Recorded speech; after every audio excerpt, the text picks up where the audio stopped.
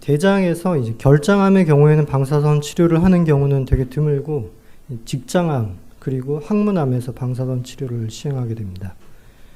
목적에 따른 분류로 근치적 목적과 고식적 치료가 있는데, 근치적인 치료는 완치를 목적으로 수술 대신에 시행하는 경우는 거의 없고, 수술 전이나 또는 후에 항암 치료와 함께 재발을 낮추고 생존율을 높일 목적으로 보조적으로 쓰이게 됩니다. 고식적인 치료는 사기 환자에서 완치를 목적으로 하는 것은 아니지만, 이 암덩어리가 이제 크게 되면은 그로 인해서 통증이 생기거나 막히거나 피가 나거나 하는 증상이 발생할 수가 있습니다. 그래서 간이나 폐나 뼈나 림프절 이런 쪽으로 전이가 되었을 때 항암 치료를 하기도 하지만, 이 덩어리를 줄이기 위해서 방사선 치료를 시행하게 되고, 그 또한 삶의 질 향상에 중요하기 때문에 의미가 있는 치료라고 할 수 있겠습니다. 직장암의 경우 재발하는 경우가 그 자리에서 재발하는 경우 문합 부위 그리고 골반 내 림프절에서 재발을 할 수가 있는데, 이것을 막기 위해서 보조적인 항암 치료를 수술 전이나 후에 하게 되고, 그리고 원격 전이는 간, 폐뼈, 골반 내 림프절에 전이 된 것을 원격 전이라고 따로 말을 하고 있습니다.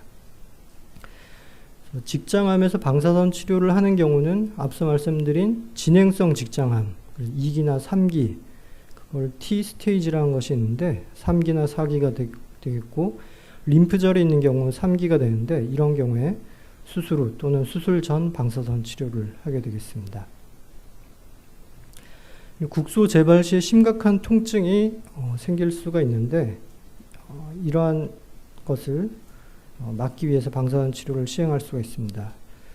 지금 환자분은 수술 후에 국소 재발을 하신 경우인데, 이쪽에 신경이 있습니다. 그래서 다리가 엄청 저릴 수가 있는데, 통증이 많이 생길 수가 있는데, 이 부위를 수술로 다 잘라낼 수가 없어서 이런 경우에 방사선 치료를 하게 되는데, 방사선 치료를 하면은 이게 갑자기 사라지는 경우는 이제 흔하진 않고, 수술처럼 바로 사라지지는 않지만 한 달, 두 달 이렇게 지나서 점점 이제 크기가 줄어들고 이렇게 완전히 없어지는 경우도 있습니다. 그래서 재발을 했어도 삶의 질 유지를 위해서 방사선 치료가 사용되는 경우가 있습니다.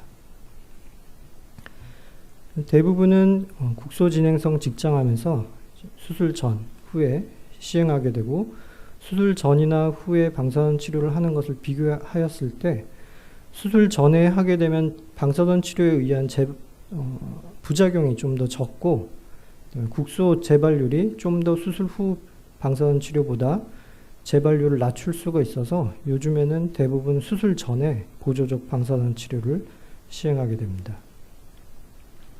그리고 또 장점은 아까 말씀드렸던 그 항문에 가깝기 때문에, 그 항문에 가까운 직장암의 경우에 항문을 살릴 목적으로 방사선 치료를 시행해서 크기를 이제 줄일 수가 있습니다.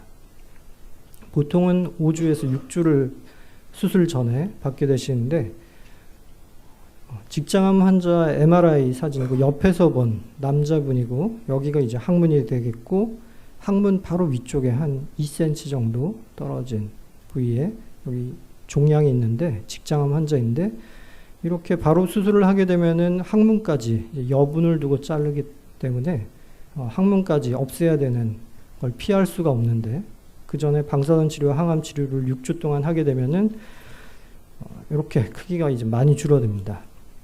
똑같은 환자분 MRI인데 밑에서 본 그림인데, 이렇게 크기가 많이 줄어들어서 항문을 살리는 수술을 하고 재발률도 낮출 수가 있습니다.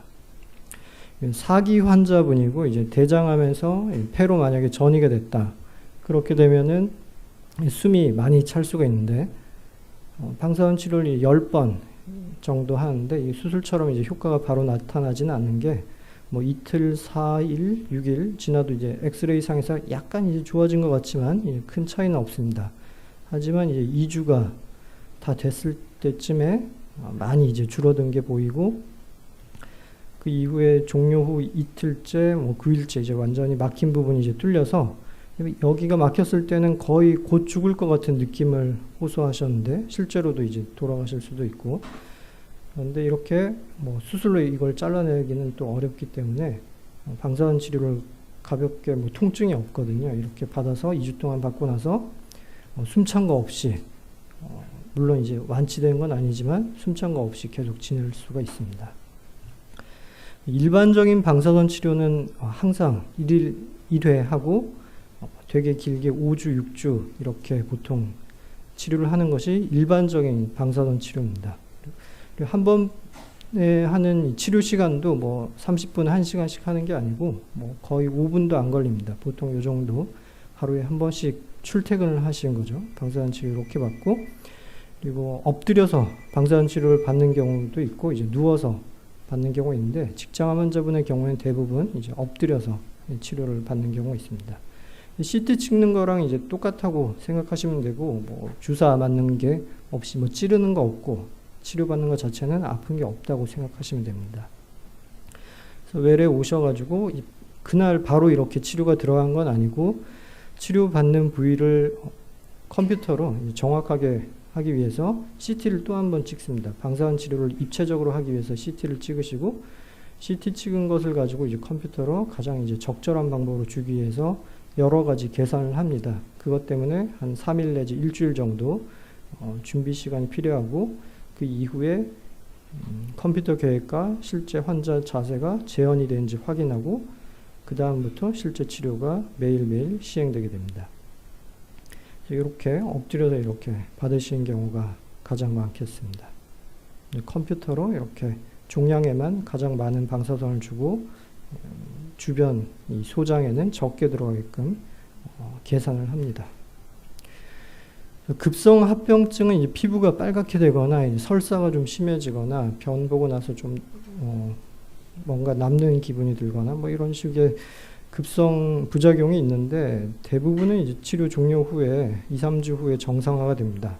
만성 부작용이 이제 중요한데, 뭐 소장이 막히거나 소장에 구멍이 뚫리거나 그런 식의 부작용이 이제 심각할 텐데, 그러한 만성 부작용은 흔하게 생기진 않고 되게 드물게 생기기 때문에 부작용 때문에 방사선 치료를 안 받으실 이유는 없습니다. 다른 얘기인데, 지금까지는 직장암에 대해서 말씀드렸고, 항문암 환자인데 항문에 종양이 있습니다. 종양이 있는데 수술을 하게 되면은 뭐 항문을 살릴 수 없는 건 이제 당연한 것이고요. 항문에 생겼기 때문에. 그런 경우에 이제 수술 없이 방사선 치료와 항암 치료만 해서 종양이 줄어듭니다. 6주, 7주 이렇게 받게 되는데, 이렇게 거의 없어지고 이제 종료 후 3개월째 보시면은 이 심하게 피부 부작용이 생겼던 것도 이제 사라져 있고 종양도 없어진 모습으로 항문암에서도 방사선 치료를 할 수가 있습니다. 예, 감사합니다.